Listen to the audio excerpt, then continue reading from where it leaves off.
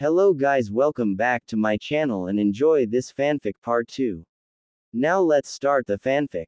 The next day, the morning sun had just shown its rays when Team 7 arrived at the location of the second exam, a vast area surrounded by a high fence with one large gate inscribed, Training Area 44, or more notoriously known as the Forest of Death. The air around it felt heavy and full of anticipation. The genin who passed the first exam had gathered, their faces showing various expressions. Mitarashi Anko stood in front of the gate, her wide smile looking a bit insane. Alright, brats, listen up, Anko shouted in a loud voice that broke the silence. She explained the rules of the second exam. Each team would be given one scroll, either a heaven scroll or an earth scroll. They had to obtain the matching scroll from another team, by any means necessary, and bring both scrolls to the central tower in the middle of the forest within a 5-day time limit. Fighting was allowed, and the risks, well, this was the Forest of Death.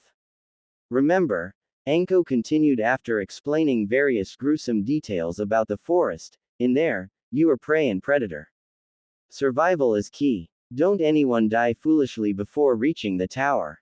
She grinned. Alright, I've said everything I need to say. Lastly, I hope everyone can complete this assessment safely. Don't let your lives be lost. Good luck to everyone. The genins' reactions varied. Some looked even more excited and eager to prove themselves, like some teams from other villages who looked thirsty for a fight. Others had pale faces, imagining the horrors awaiting them in the forest. However, having reached this point, after passing the pressure-filled first exam, not a single ninja chose to give up just like that. Team 7 stepped up to the registration table, signing consent forms which essentially stated that they were fully responsible for their own fate within the forest. They then received an earth scroll. After that, they walked towards one of the many gates that would open simultaneously, ready to enter the Forest of Death. Sasuke-kun, Naruto, Sakura began with a slightly hesitant voice, holding the earth scroll they had just received. I'll give this scroll to you to keep, Sasuke-kun. Or maybe Naruto can keep it. After all, she felt her strength was the weakest among the three, and carrying such an important scroll would be too great a burden. Naruto turned, smiling reassuringly. Sakura-chan, you're wrong if you think that. That's right, Naruto-kun. Explain it to her, Hana whispered supportively from within his mind. Sasuke is already well known, especially with his Uchiha name. He'll definitely be targeted by many people wanting to test their skills or just make a name for themselves, Naruto continued, repeating the analysis he had once discussed with Hana. Conversely, a girl like you might be more easily overlooked by opponents initially. They'll underestimate you, and that could be our advantage. Naruto patted his chest confidently. And don't be afraid, Sakura-chan. I'll protect you. I won't let anyone touch you, Dadbao. Naruto's right, Sasuke said curtly, and this time, for the first time in a long while, he fully agreed with Naruto's opinion without any sarcasm. He also realized the logic behind Naruto's words. Making himself a decoy while Sakura carried the scroll could be an effective strategy. Sakura was stunned for a moment hearing her two teammates' words. A warmth spread through her heart. Naruto. Sasuke-kun. Thank you. She gripped the earth scroll tighter, a new determination appearing in her eyes. After the three of them had walked for a while into the damp and dark forest, the sharp whistling sound suddenly broke the silence. Swish, swish, swish. Several kunai shot out from behind the trees. The kunai were quickly and accurately aimed at Sakura, who, based on appearance, indeed looked like the weakest member of the team. After all, she was a girl, and in the view of many traditional ninjas, often considered a weak point. However, before the kunai could reach Sakura, Naruto, with surprising speed, was already standing beside her. Clang, clang. With a single swing of his own kunai, he deflected all the flying kunai to the ground, without Sakura getting hurt in the slightest. His movements were fast and efficient, a result of his intensive physical training. Wow, your reflexes are amazing, yellow brat. But that won't be enough, a hoarse voice sounded. A ninja from a Megakure, Hidden Rain Village, appeared on a nearby tree branch, looking down on the three Konoha genin with a disdainful gaze. Three naughty brats, whoever has that scroll, hand it over nicely. Or you'll regret it, he shouted arrogantly. We'll never hand it over to you, weird uncle. Naruto shouted back, his eyes warily scanning the surroundings, looking for other possible enemies. Sakura and Sasuke also immediately took their stances. If that's the case, then I'll punish you with pain. The rain ninja leapt from the tree and pounced towards the three of them at high speed, kunai drawn. Seeing this, Sasuke immediately activated his Sharingan. I'll take this one, he exclaimed, directly confronting the rain ninja. A battle of taijutsu and shuriken throwing was inevitable. For a while, the fight between them seemed balanced, with Sasuke able to read his opponent's movements thanks to his Sharingan. However, at this moment, two other rain ninjas appeared from different directions, surrounding Naruto and Sakura. Our targets are the girl and the noisy one. One of them shouted. They quickly attacked Sakura and Naruto. Sakura-chan, fall back. Naruto ordered. Let me handle them. Naruto-kun, use Kage Bunshin and your Repusho simultaneously. Overwhelm them. Hana's instructions sounded clearly in his mind. Roger. Hana-nichan. Kage Bunshin no Jutsu. Poof. Poof. Poof. In an instant, dozens of Narutos appeared, surrounding the two rain ninjas. Take this. Consecutive futon. Repusho. All the Narutos shouted in unison. Dozens of strong gusts of wind shot out from various directions, mercilessly bombarding the two Megakure ninjas. Although it was only AC rank wind jutsu, when used by dozens of Narutos simultaneously with good synchronization, its power became extraordinary. Dust flew, small trees around them toppled, and the ground trembled. When the smoke and dust began to clear, the two Megakure ninjas were seen lying helplessly, covered in wounds and bruises, with some bones possibly broken. They hadn't expected the blonde brat who looked the weakest to unleash such a powerful attack. Seeing the destruction before him and the two enemies who could no longer move, the original Naruto scratched his unitchy head. He, it seems. I overdid it. A little, huh? He muttered with his trademark grin. Sasuke, who had just finished defeating his enemy, turned towards Naruto with an incredulous look. Sakura, who hadn't had a chance to do anything because Naruto had already finished off the two Megakure ninjas attacking her, could only stand silently with her mouth slightly open. No one knew what they were thinking as they witnessed Naruto's sudden demonstration of power. Next, after seeing that the Megakure ninjas had the same scroll as them, Naruto, Sasuke, and Sakura continued to move forward through the forest of death, now much more careful and wary in case they encountered stronger enemies. At the same time, at a guard post outside Konoha village, Anko and the other three proctors stared at three corpses lying gruesomely on the ground. Their faces were tense. Judging from the items they carried and their identification documents, they are Kusugakure ninjas who officially registered for the Chunin exams, an examiner beside Anko explained, his tone serious. Anko herself stared at the three corpses with a deep frown. Faceless, as if melted by something corrosive. Their entire facial surfaces are flat and horrifying. There's no doubt that this jutsu, this is Orochimaru's signature. Anko thought, a bad premonition creeping over her. But why would that person come to this exam? What is his objective? Anko thought quickly, then turned to the three examiners beside her.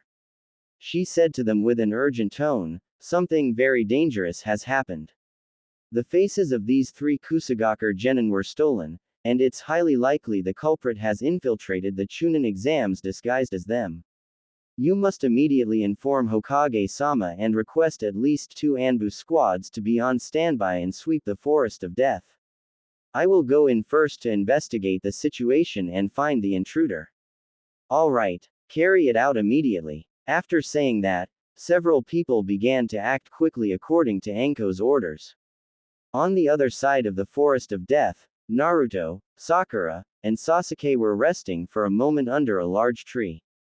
Suddenly, Naruto stopped chewing his rations and Sasuke also immediately took a wary stance at the same time. Both sensed a strange and threatening presence.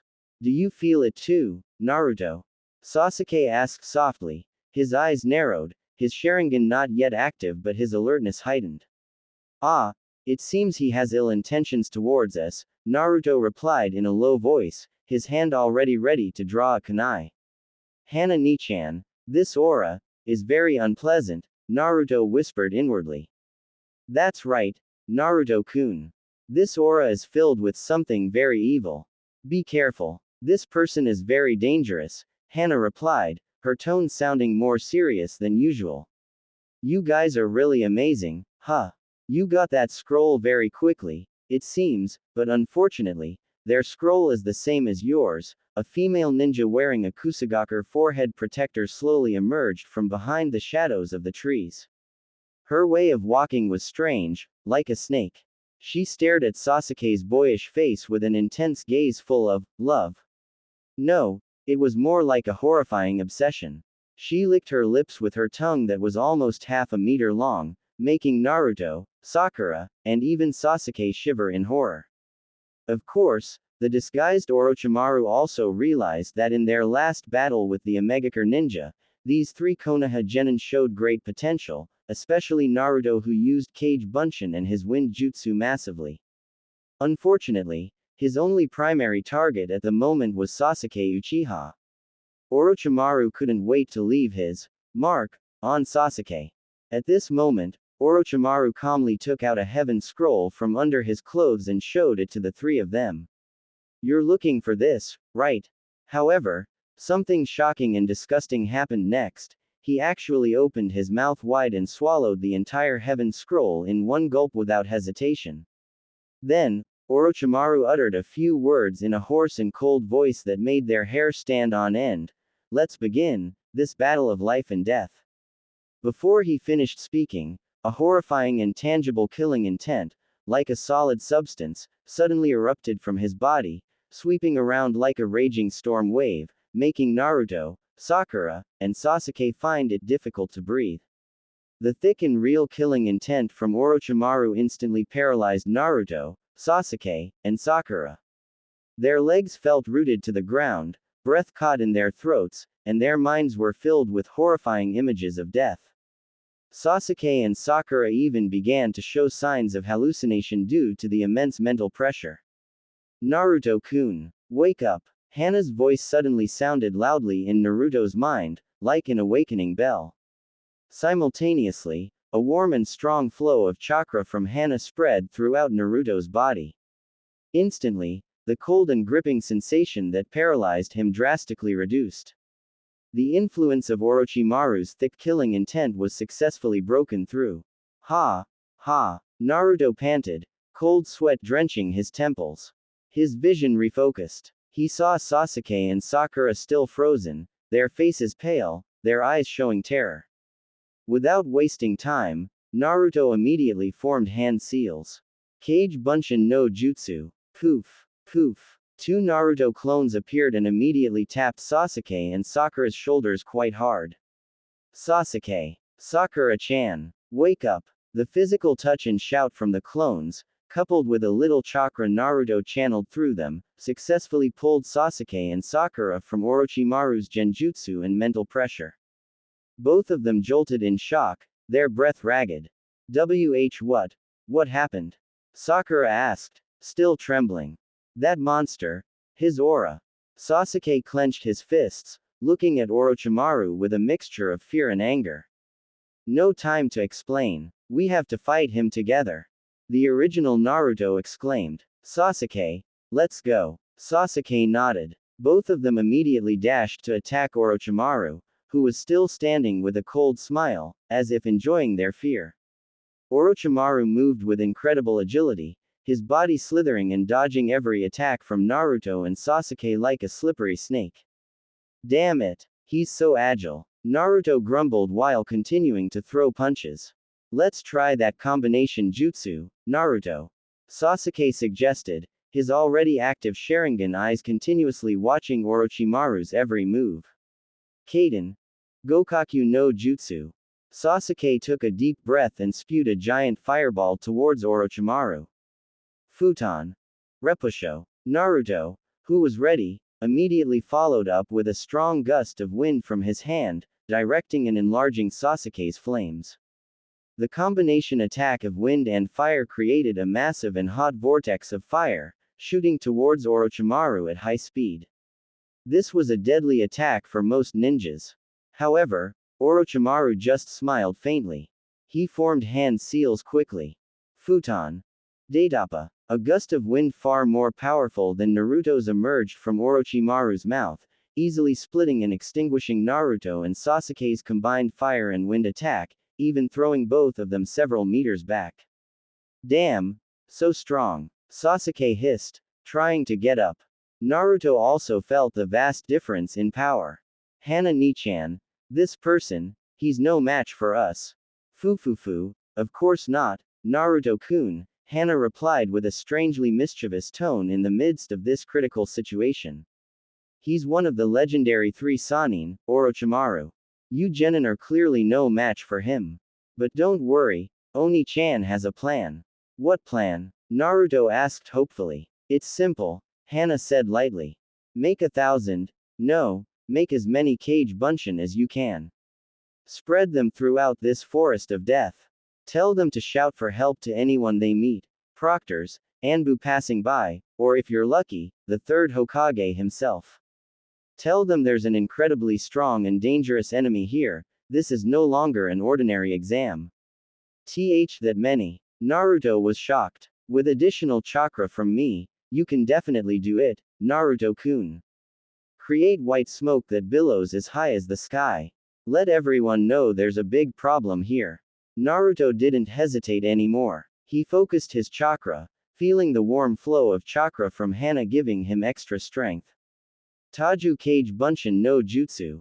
Poof. In an instant, thick white smoke billowed out tremendously, covering an area hundreds of meters around them to a height of tens of meters, momentarily obscuring Orochimaru, Sasuke, and Sakura's vision. When the smoke began to clear a little, the sight was truly extraordinary. Thousands, perhaps tens of thousands, of Naruto figures in their signature orange jackets now filled the forest. They all shouted in unison. Help! There's a strong enemy in this sector. Everyone WHO hears, come immediately.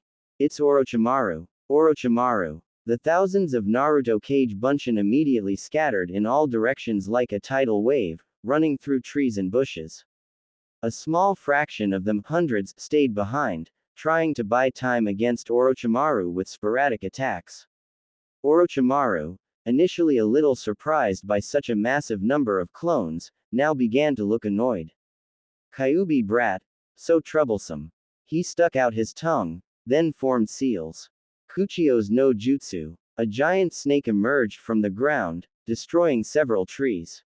Simultaneously, thousands of small snakes also crawled out from Orochimaru's sleeves, attacking the crowd of Narutos trying to approach.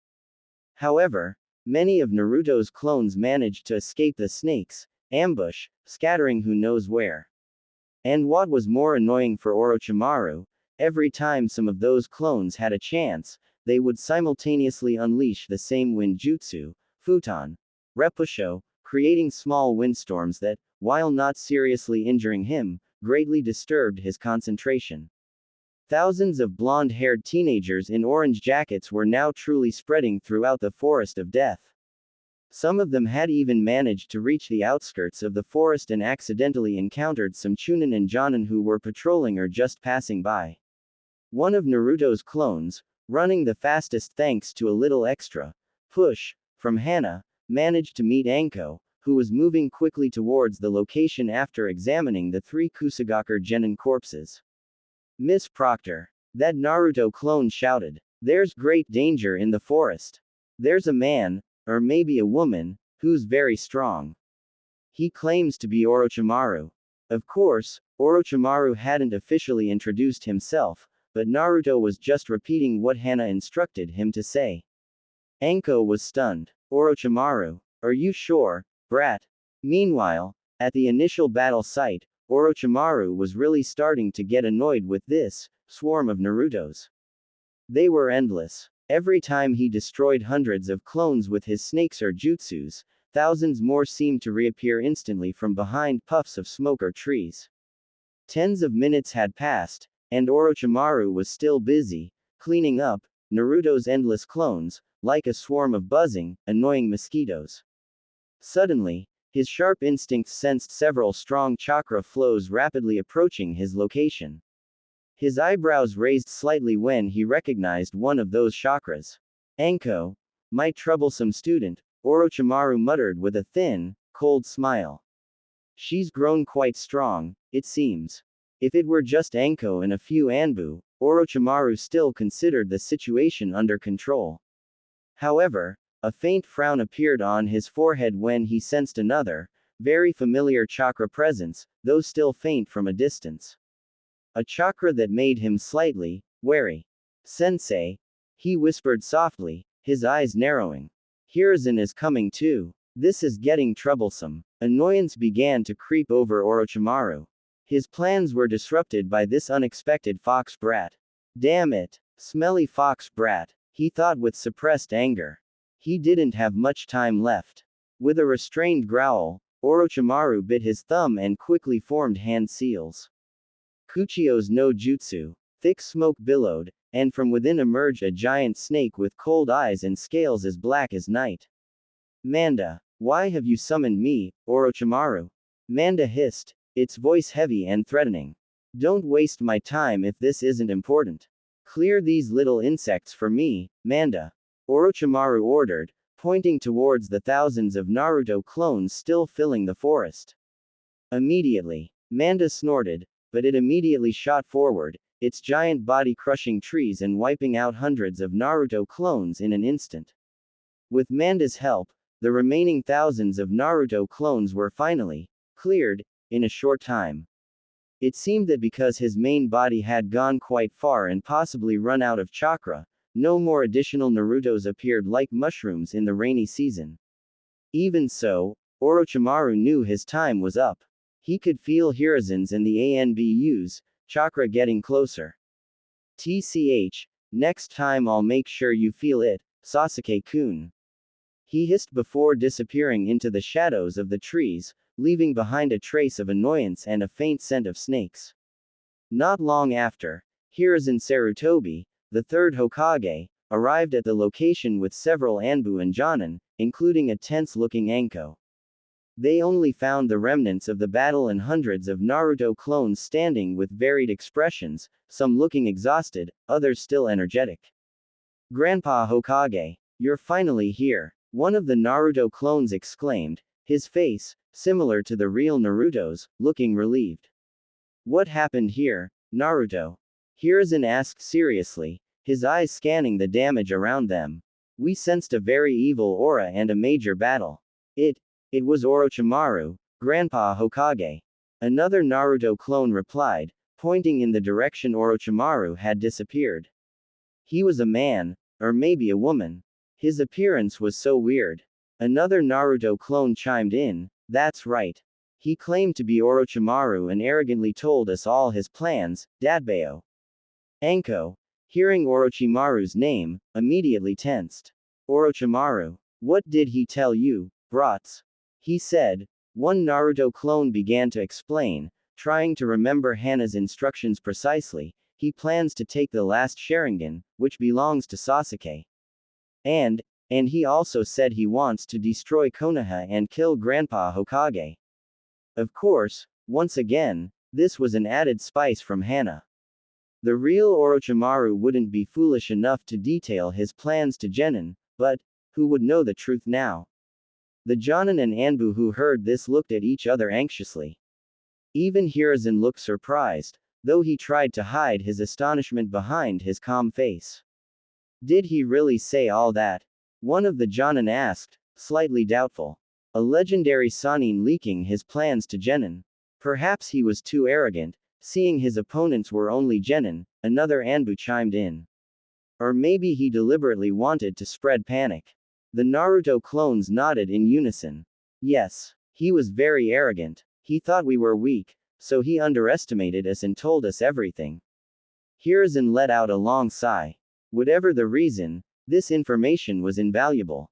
He looked at the Naruto clones with a gaze full of appreciation. Naruto, he said with a proud tone, you have performed an extraordinary act. You have provided very important information for the village. Your courage to face such a strong opponent and the way you spread the information are truly commendable. He smiled warmly. As Hokage, I promise you. As long as you successfully reach the third round of this Chunin exam, I will immediately grant you Chunin status as a reward for your service today. The eyes of the hundreds of Naruto clones immediately sparkled brightly. Really? Grandpa Hokage? They exclaimed in unison, their voices echoing through the forest. Without waiting for a further answer, the hundreds of clones immediately turned towards the Jonin, Chunin, and Anbu standing behind Hiruzen. Did you hear that? Did you all hear what Grandpa Hokage said, right? He promised to make me a Chunin if I reach the third round. You're all witnesses, okay. Don't let Grandpa Hokage forget, Dadbao. They shouted, as if campaigning. The adult ninjas present, though initially a little surprised by Naruto's enthusiasm and outspoken behavior, could only chuckle in amusement. Ha ha ha, yes, Naruto, we all heard it clearly, one of the Jonin said with a smile. Don't worry, we'll remind Hokage-sama if he forgets, Anko chimed in with a grin, feeling a little amused amidst the tense situation. We'll all testify for you, Naruto. Another one added. Feeling satisfied with the guarantee from the witnesses, the hundreds of Naruto clones smiled broadly. Yosh. Thanks, everyone. Then, with an unseen command, the hundreds of Naruto clones simultaneously dispelled their Kage Bunshin no Jutsu. Poof, poof, poof. Thick white smoke billowed high into the sky, enveloping the area and making several people cough due to the dense concentration of smoke. Meanwhile, in the distance, the real Naruto, who had been hiding safely inside a large tree hollow with Sasuke and Sakura, suddenly clutched his head. Ah! He groaned softly, his eyes closed in pain. Sakura, sitting beside him, immediately turned anxiously. Naruto, what's wrong with you? The information and exhaustion from the thousands, even hundreds of thousands of clones that had just disappeared, now flooded Naruto's mind at once. The sensation was too much for his young brain to handle. My head hurts so much. Naruto muttered before his eyes rolled upwards and his body went limp. He fainted. Naruto. Sakura shrieked in panic. She immediately moved closer and checked Naruto's condition. He was still breathing, his pulse was also normal. After a brief check, Sakura sighed in relief. Thank goodness, he just fainted from exhaustion. Sasuke, who had been observing silently, glanced at the unconscious Naruto, then at the darkening sky. It's getting dark, he said flatly. I'll go hunt some game for our dinner. You two stay here and guard the scroll. Sakura nodded, her attention returning to Naruto, ensuring her teammate rested comfortably. The fight earlier had truly drained their energy and mental fortitude. And this exam, it seemed, had only just begun. Reactions of other teams. Before Hiruzen arrived, the orange wave spread with astonishing speed. Thousands of teenagers in striking orange jackets with blonde hair were now truly flooding every corner of the forest of death. Cries of, "Help! It's Orochimaru!" echoed, creating panic and confusion among the other Chunin exam participants. Team 10, Shikamaru, Ino, Choji, Konoha. Shikamaru Nara, who was lazily lying on a tree branch strategizing, was suddenly awakened by the approaching uproar. What in the world is that? Choji Akamichi muttered, stopping his munching on potato chips. Ino Yamanaka, who was fixing her bangs, looked up. Don't tell me it's Naruto's doing again. So troublesome. Before Shikamaru could answer, dozens of Narutos rushed past them. Some even nearly collided with a surprised Choji. Oi, watch out, Dadbao. One of the Naruto clones shouted without looking back, continuing to run. Help, Orochimaru. Shikamaru frowned. This was definitely not part of the exam he had anticipated. Troublesome. But this looks serious. He looked at Ino and Choji. We need to be more vigilant. If there really is a legendary Sanin in this forest, we need to avoid trouble. Ino shivered. Choji swallowed. I'm not hungry anymore. Team 8 Kiba, Hinata, Shino, Konoha. Kiba, Inuzuka and Akamaru were sniffing out another team's trail when Akamaru suddenly barked frantically, pointing in one direction. What is it, Akamaru? Did you smell something strong? Kiba asked. Before Shino Aburame could analyze with his insects, the first wave of Naruto's hit. Get out of the way. Get out of the way. There's great danger. Several Naruto clones shouted while running at full speed. Hinata Hyuga, who was still a little worried about the real Naruto's condition, was surprised to see so many Naruto-kuns. Naruto-kun. This many. This is Kage Bunshin no Jutsu on a massive scale, Shino muttered, his dark glasses shifting slightly. The amount of chakra required for this is extraordinary. And the message they carry. Orochimaru. Kiba grinned. Ha, that idiot must be causing chaos again. This is a chance to show off. However, seeing the Naruto clones completely ignoring them and just focusing on running while shouting, Kiba's enthusiasm dimmed slightly. Hey, where are you going? Fight me first. He shouted, but not a single Naruto clone stopped. Team Guy, Neji, Lee, Tenten, Konoha. Rock Lee was doing one-handed push-ups, while Neji Hyuga observed the surroundings with his Byakugan, and Tenten checked her weapon supply. The spirit of youth must keep burning. Lee exclaimed. Suddenly, Neji stood upright. There's a very large and irregular chakra movement. The number? Hundreds. No. Thousands. Tenten was shocked. Thousands. Is it an attack? Before they could prepare, Naruto clones were already seen running among the trees. Help. There's a strong enemy. Orochimaru is in this forest. Rock Lee immediately got excited. Enemy. This is an opportunity to prove that hard work surpasses talent. Tenten held Lee back. Wait a minute, Lee. Look at them. They're not attacking us. They're asking for help. Neji observed carefully. This is Uzumaki Naruto's shadow clone technique. He's spreading himself to seek help. Very inefficient, but effective for spreading a message quickly. He noticed the clones just ran past them, ignoring his team's presence. Team Suna, Gaara, Kankuro, Tamari. Gaara of the sand stood silently, his sand swirling slowly around his gourd. Kankuro was inspecting his Karasu puppet, while Tamari fanned herself with her large iron fan. So noisy, Tamari commented, hearing faint shouts from a distance. Kankuro looked up. What's that? The voice of that blonde Konoha brat. Suddenly, dozens of Naruto clones passed not far from them, some even crashing into the bushes near Kankuro. Look out. Get out of the way, Dadbao. There's a crazy person named Orochimaru about to rampage. One of the clones shouted. Kankuro jumped in surprise and reflexively took a defensive stance with Karasu. What the hell is this? An attack? Tamari also readied herself with her fan. There are so many of them. Is Konoha trying to trap us? However, the Naruto clones paid them no mind at all. They just ran straight, some turning in other directions, continuously shouting about Orochimaru and asking for help, passing Team Suna as if they were just part of the forest scenery. Gaara merely stared coldly at the orange wave. His dark ringed eyes narrowed. Uzumaki Naruto, and Orochimaru. A faint, terrifying smile almost formed on his lips. Interesting. Team Oto Dosu, Zaku, Kin. The team from Otogakure, who were actually Orochimaru's subordinates, were hiding, awaiting orders. What's that sound? Kin Tsuchi asked, her sharp ears catching the shouts. Zaku Abumi snorted. Sounds like the Konoha brat were targeting. But why so many? Dosu Kinyuta, their leader, felt the vibrations in the ground from the footsteps of hundreds of clones. This is Kage Bunshin, and they're mentioning Orochimaru-sama's name.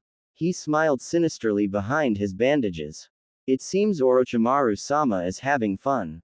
We don't need to interfere unless ordered.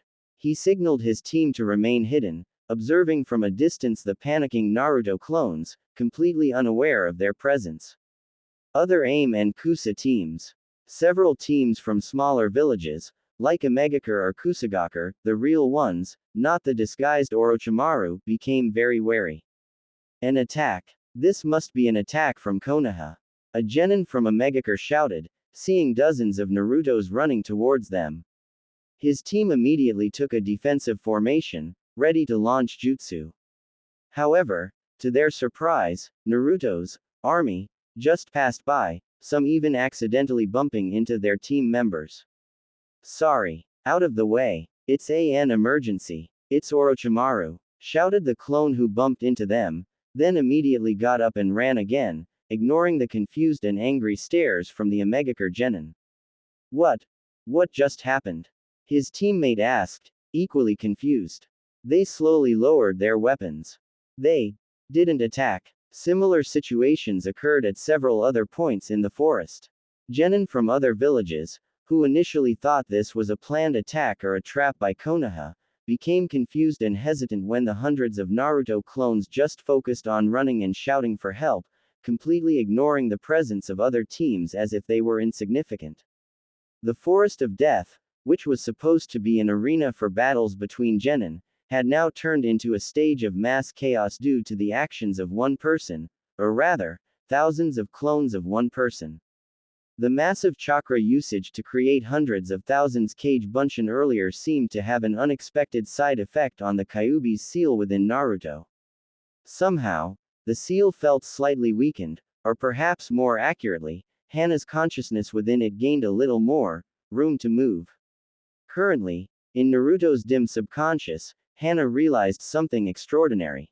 Her hands, which had previously only been able to move within the limited area of the giant iron bars, could now extend slightly beyond them.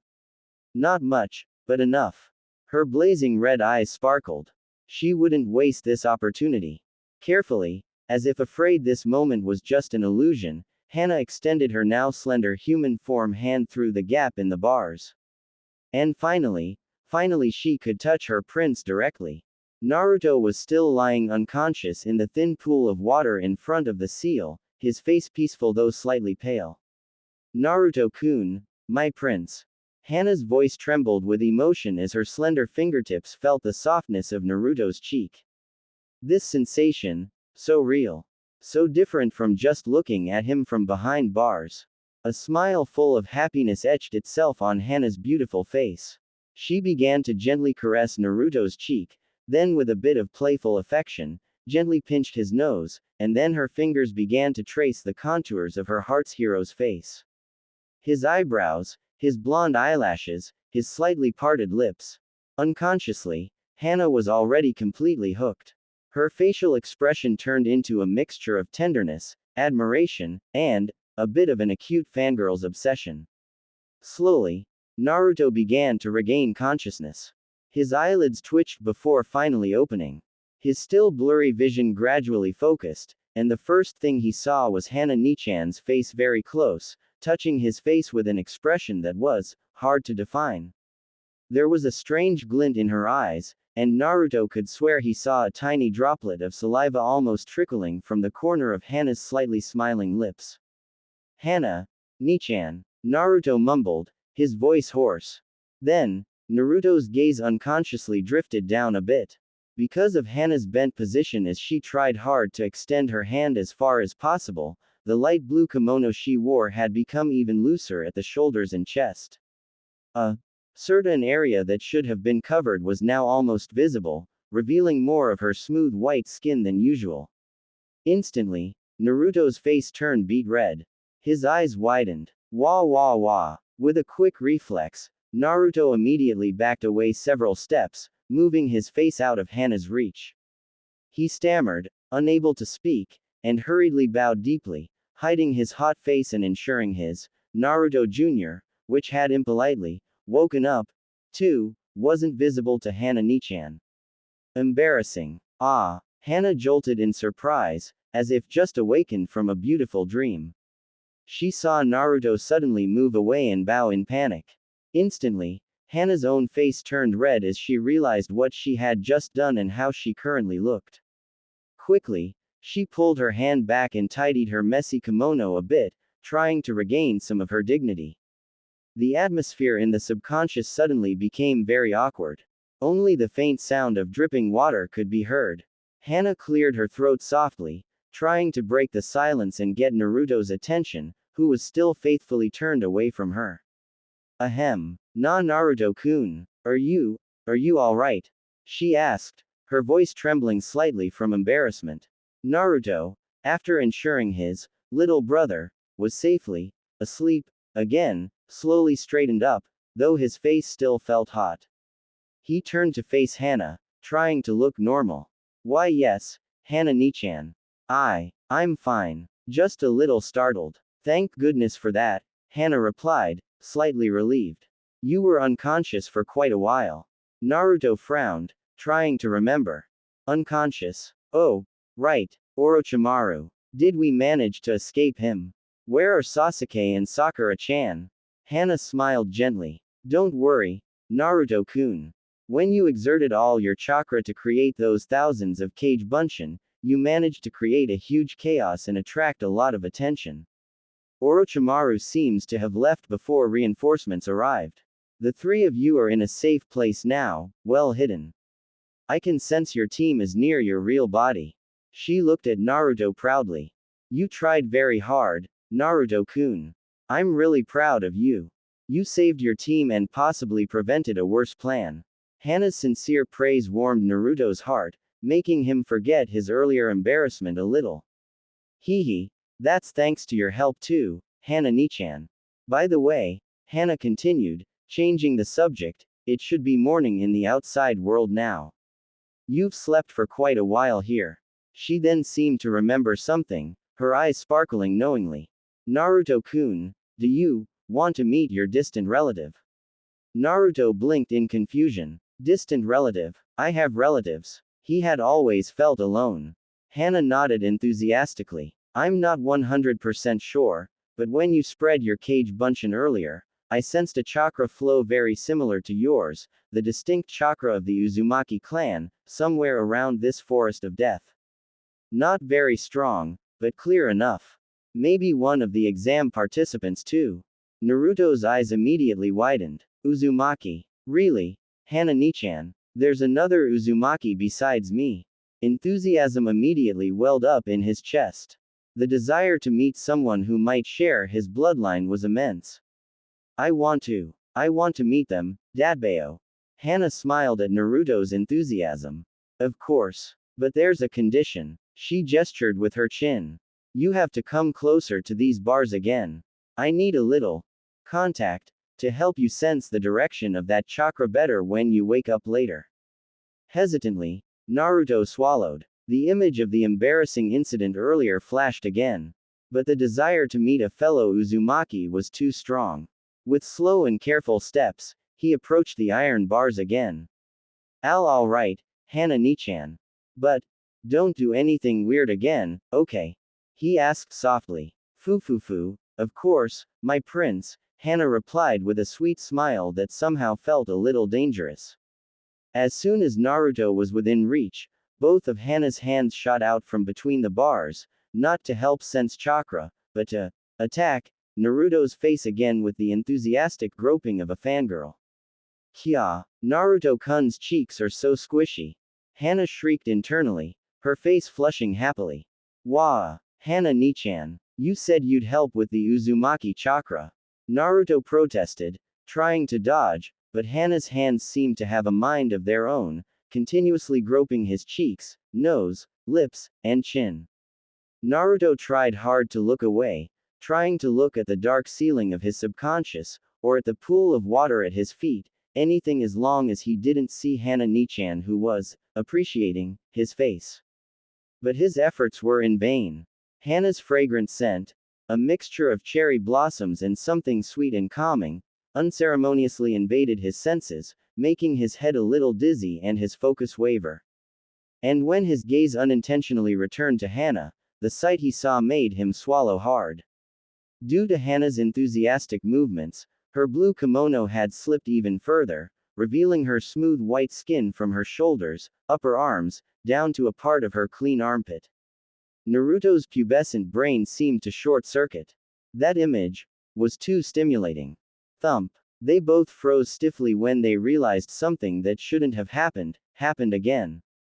Naruto Jr. had once again shown its existence with valor. The silence was instant, but it felt very, very long for both of them.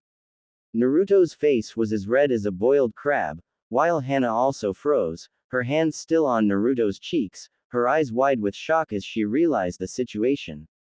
I have to go, Naruto exclaimed in panic. Without waiting for Hana's reply, he immediately broke the connection and exited his subconscious. He was too embarrassed to face Hana Nichan any longer in this condition. Inside the seal, Hana could only squat, hiding her crimson face between her knees. Ooh, how sinful lucky I am, but, she muttered softly, a strange mixture of embarrassment and happiness churning within her. My prince has grown up. When Naruto opened his eyes in the real world, he still felt his heart pounding and his face hot. He blinked several times, trying to adjust to the morning light filtering through the leaves of the tree where they were hiding. The first thing he realized was that he was alone. Neither Sasuke nor Sakura was around. Thank goodness, Naruto thought with immense relief. His social life as a teenager would truly be over if Sasuke, or worse, Sakura, had seen his little brother wake up before he did. That would be lifelong teasing material. After making sure nothing was wrong with him, especially his lower body, and his heart had returned to a normal beat, Naruto slowly crawled out of the narrow tree hollow, looking for his two teammates. The faint smell of cooking wafted through the air, making him realize he was also very hungry.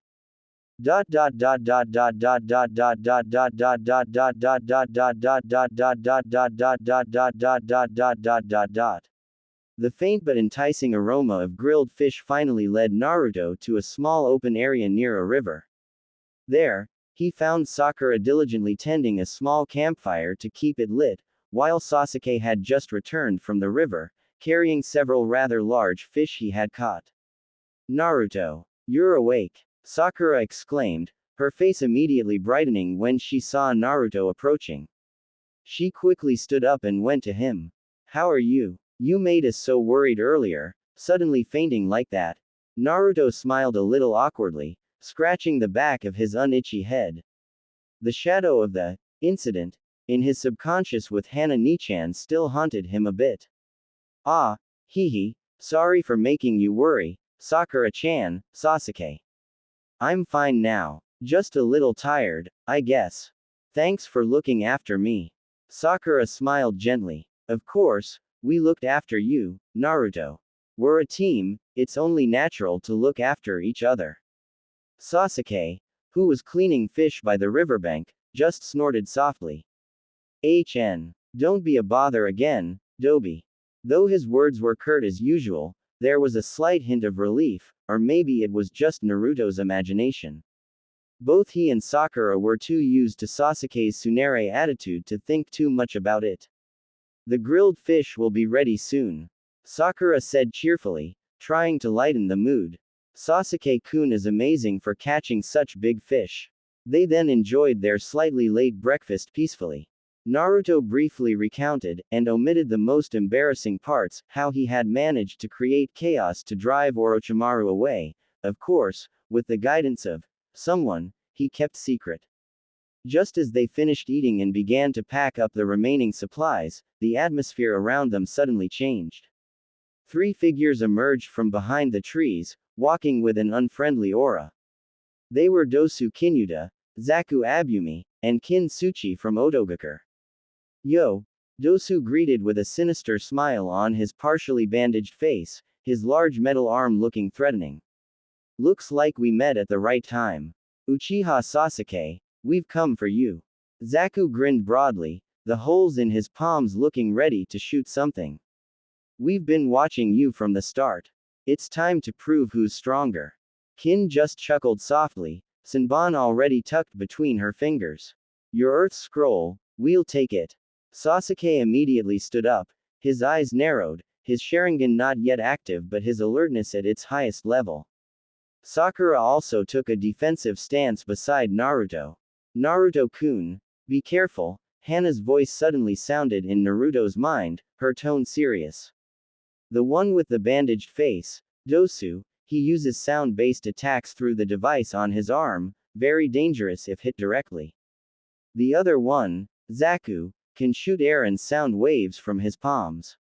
As for the girl, Kin, she's an expert in using Senbon that might be coated with poison and sound-based genjutsu using bells. Naruto nodded faintly, absorbing the information from Hana. He quickly whispered to Sasuke and Sakura, Sasuke, Sakura-chan, listen. That scary-faced guy, his attacks use sound from his arm, don't get hit. The other one can shoot wind from his palms, and the girl uses poisoned needles and might be able to daze us with bells. I have a plan. Sasuke and Sakura looked at Naruto with slight surprise. Since when could this dobe analyze an opponent's abilities in such detail? And even have a plan? What plan, Naruto? Sakura asked, a little hesitant but also curious. I'll distract them with Kage Bunshin, Naruto whispered. Sakura-chan, you focus on dodging the sound attacks and needles, look for an opening to attack the girl from a distance with kunai or traps. Sasuke, you face the strongest one, the bandaged face guy. But be careful with his sound attacks, try to disable that arm of his. Although still confused about how Naruto could suddenly become smart and strategic, his analysis sounded plausible. Sasuke just snorted but didn't argue. Sakura nodded in agreement. Alright, let's try it. Hey, whispering and planning something, huh? Zaku sneered. It won't do you any good. He immediately dashed forward. The battle begins. Kage Bunshin no Jutsu, Naruto exclaimed. 5 Naruto clones appeared and immediately attacked Zaku and Kin, creating a diversion. Zaku laughed. Is this all? Zankaha. He swung his hand, sharp airwaves shot out, easily destroying several Naruto clones. Kin nimbly dodged another Naruto clone's attack, Senbon flying from her hand. Too slow. The bells on her Senbon jingled, creating a subtle sound wave trying to disrupt the original Naruto's and Sakura's concentration. Sakura, remembering Naruto's warning, quickly covered her ears for a moment and leapt back, throwing several kunai with explosive tags towards Kin. Not so easy. Meanwhile, Sasuke directly confronted Dosu. Sharingan. Sasuke's eyes turned red with two tomo. Dosu grinned. Beautiful eyes. Too bad they'll be ruined soon. He aimed his large arm at Sasuke. Kayome-sen. A high-pressure sound wave shot towards Sasuke. Sasuke, thanks to his Sharingan, managed to read the attack's direction and dodged nimbly. He tried to get closer, aiming for Dosu's arm. Kaden. Hosenka no Jutsu. Several small fireballs shot out, forcing Dosu to keep his distance. The original Naruto, seeing Sakura struggling a bit against the agile Kin and Zaku who kept shooting airwaves, decided to help. Hana-ni-chan, I need an idea to disable them quickly. Use futon. Repusho to disrupt their balance, then attack the weak points I've observed. Zaku is too focused on attacking forward, his sides are open. Kin relies heavily on her agility, make the area around her difficult to move in. Alright, Naruto and his remaining clones attacked again. The original Naruto focused on Zaku. He dashed to the side, avoiding a Zankaha, then slammed his palm. Futon. Repusho. A gust of wind hit Zaku's side, making him stagger slightly. Naruto didn't waste the opportunity. A hard punch landed on Zaku's ribs, making him cough and retreat a few steps. On the other side, Sakura managed to trap Kin. Several nylon threads she had previously set up managed to trip Kin. Before Kin could react, Sakura had already delivered a powerful punch. Seeing his two comrades starting to be pushed back, Dosu became more aggressive. However, Sasuke with his Sharingan continued to read his every move. Their fight was fierce, the sound of Dosu's sound attacks and small explosions from Sasuke's fire jutsus echoed in the forest. Sasuke managed to hit Dosu several times with taijutsu, but Dosu's iron arm was really troublesome and his attacks were hard to completely avoid. Several times Sasuke felt the sound vibrations travel through his body, making him slightly nauseous and dizzy.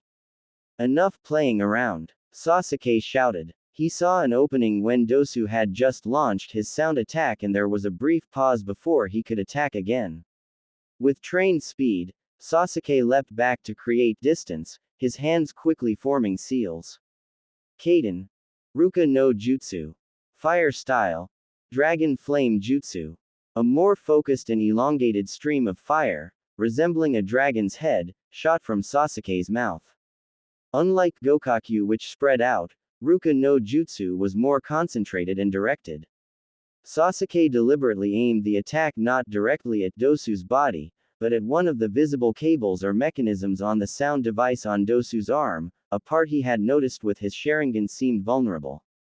Dosu was surprised by Sasuke's change in tactics. He tried to pull his arm away, but the speed of the dragon flame, coupled with Sasuke's accurate prediction thanks to his Sharingan, made him a little too late. The fire licked and burned part of his large iron arm, right where Sasuke had aimed. Beast. SSSSHHH. A sparking and hissing sound came from the device on Dosu's arm. Thin black smoke billowed from it. The arm wasn't completely destroyed, but it was clearly damaged. Arg. Damn you, Uchiha. Dosu groaned in pain and annoyance. His arm could still move, but he felt his next sound attack wouldn't be as strong as before, or might not even function at all. The heat from the fire was also still spreading through his arm. Seeing their leader injured and his two comrades, Zaku and Kin, already lying helpless, Zaku unconscious from Naruto's attack, Kin also unconscious from Sakura's punch, Dosu realized they had lost. He raised his uninjured hand. Enough. We surrender. With difficulty, he took out a scroll from his pouch. This is a heaven scroll. Take it. He then walked over to Zaku and Kin, carrying them both. Indeed worthy of being called Uchiha Sasuke's team, Dosu muttered bitterly before finally leaping away, disappearing among the trees. Naruto snorted in annoyance. TCH. It's always Sasuke who gets noticed. Even though Sakura-chan and I fought hard too, Dadbao. Fufufu. Don't pout like that, my prince, Hana's voice giggled amusedly in his mind. You were amazing just now. Your analysis was spot on, your attacks were also very effective. Without your direction, that fight might have been much harder. Sasuke is strong, but you were the brains and spirit of this team today. I'm so proud of you, Naruto-kun. Hana's sincere praise and coddling tone instantly made Naruto's annoyance vanish. His face flushed slightly. Well, at least he still had Hana Nichan who genuinely loved and admired him. And for now, that was more than enough for Naruto. Oh right, Naruto-kun, Hana continued after a brief pause, her voice now more serious. I've managed to confirm the location of the Uzumaki chakra I sensed yesterday. She's not too far from here. It seems he's also in trouble. Naruto's eyes immediately lit up. Really? Hana Nichan, where is she? Hana gave a rough description of his location in Naruto's mind. To avoid arousing Sasuke and Sakura's suspicion, Naruto decided not to tell them about his Uzumaki relative or Hana's help. After the three of them rested for a moment and made sure there were no other enemies around, Naruto stood up. Yosh, guys, he exclaimed with feigned enthusiasm. When I fainted, I seem to remember something from my cage bunchen that spread out. It looks like one of them found a route to the central tower that's quite safe and not too far from here. How about we follow that route? Sasuke looked at Naruto suspiciously. Are you sure your memory is correct, Dobi? Don't let us get lost. Sakura looked more enthusiastic. A safe route. That's great, Naruto. Let's try it. Of course, I'm sure, Tem. Naruto replied, trying to sound convincing. Anyway, just trust me, Dadbao. Team 7's journey along the safe route, shown by Naruto, or more accurately, directed by Hana, felt a bit calmer compared to the forest area they had passed through before. The trees here seemed sparser, and sunlight penetrated the canopy more easily, creating a less oppressive atmosphere. Are you sure this is the right way, Naruto? Sasuke asked after walking for a while, his eyes still warily scanning the surroundings. It feels too easy. Of course. My Kage Bunshin's memory can't be wrong, Datbeo. Naruto replied with feigned confidence. Hana Nichan, are we close? He whispered inwardly. Soon. Naruto-kun. I can feel his chakra getting clearer. Get ready, it seems he really is in trouble, Hana replied with a slightly worried tone. Just as Hana finished speaking, a rough rustling of bushes was suddenly heard, followed by a low, heavy growl from ahead. A few moments later, a girl's terrified scream followed. Help! Anyone, please help me! Without much talk, Naruto and Sasuke immediately dashed towards the source of the sound. Sakura, slightly surprised, quickly followed behind them. The sight they witnessed was quite shocking. A girl with fiery red hair was frantically fumbling on the ground, as if searching for something. In front of her, a giant forest bear, much larger than an ordinary bear, stood on its hind legs, growling angrily with saliva dripping from its muzzle full of sharp teeth. Its long claws looked ready to pounce. Oh no, she's not wearing her glasses! Sakura exclaimed, realizing why the girl seemed so confused and couldn't see the threatening danger. Before the bear could pounce, Naruto had already dashed forward. Hey, ugly bear, your opponent is me, he shouted, throwing several kunai to distract the beast.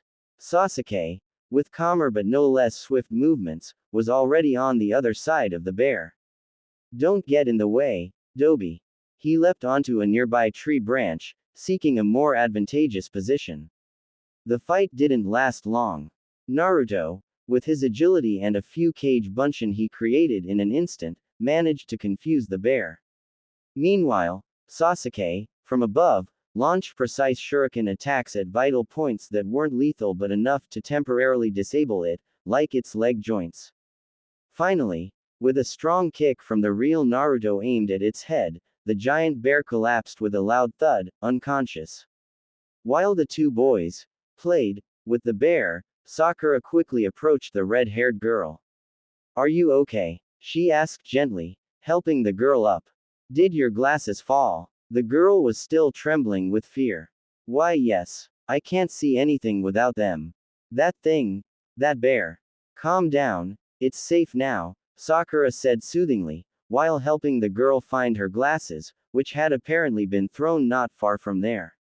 Here they are. Sakura handed over the thick-rimmed glasses. With trembling hands, the girl put her glasses back on. Her previously blurry vision now became clear. The first thing she saw was the silhouette of a black-haired teenage boy standing arrogantly on the body of the large unconscious bear, as if he had just conquered a monster. Then, her gaze shifted to another spiky blonde-haired teenage boy who was smiling kindly at her, a smile that felt so sincere and warm like the morning sun. Beside him stood the pink-haired girl who had helped her, looking at her with concern. Thank you so much for helping me, the red-haired girl said softly, her face slightly flushed, whether from fear or something else. Naruto approached with a wide smile. No problem. Helping people in trouble is my duty as a future Hokage, Datbeo. My name is Uzumaki Naruto. What's your name? The girl was slightly surprised to hear the surname Naruto mentioned, but she remembered her mother's message to avoid mentioning the Uzumaki name as much as possible if not absolutely necessary, for her own safety. My name is Karin, she replied briefly, not mentioning her clan name. Naruto, who had been told by Hana about Karin's condition and the possibility of her hiding her Uzumaki identity, just nodded in understanding. Nice to meet you, Karin. This is Sakura-chan, he pointed to Sakura who smiled, and the cool-looking guy on the bear is Uchiha Sasuke. Sasuke just snorted from atop the bear, not coming down. And like I said, I'm Uzumaki Naruto, the greatest future Hokage of all time. Naruto continued proudly, clenching his fist in the air. Karin looked at Naruto with a slightly furrowed brow. Uzumaki. But, your hair isn't red? She asked, confused. As far as she knew, The main characteristic of the Uzumaki clan was fiery red hair like hers. Naruto was also confused. Do Uzumakis have to have red hair? I didn't know. Naruto thought. He glanced at Karin's red hair, then at his own blonde hair. Fufufu, maybe it's a mix from your father's genetics. Hana whispered amusedly. Oh, maybe you mean like this. Suddenly Naruto had an idea. He formed a hand seal. Henge no jutsu. Thin smoke billowed, and when it cleared, Naruto's spiky blonde hair had turned fiery red, similar to Karin's hair color, though the style remained Naruto's signature spiky look. How's that? Cool, right, Dadbao? Karin and Sakura couldn't help but laugh at Naruto's new appearance. Even Sasuke, still perched on the bear, unconsciously raised the corners of his lips slightly, forming a very thin and faint smile, almost invisible. After their laughter subsided, Sakura asked Karin in a more serious tone, Karin, where are your teammates? Why are you alone in such a dangerous place? Karin's face immediately turned grim. I don't know. We got separated yesterday when another team attacked us. I tried to find them, but I got lost and lost my way. Her voice sounded sad and desperate. Naruto felt sorry for her. Hana Nichan, we have to help her, he whispered inwardly. Of course, Naruto-kun. This is a good opportunity. Besides, she's also an Uzumaki. We should help each other, Hana replied. Suggest escorting her to the tower. There she can report and ask the Hokage for help in finding her team. Don't worry, Karin, Naruto exclaimed with a reassuring smile. We'll escort you to the central tower. There you can report and ask Grandpa Hokage for help in finding your friends.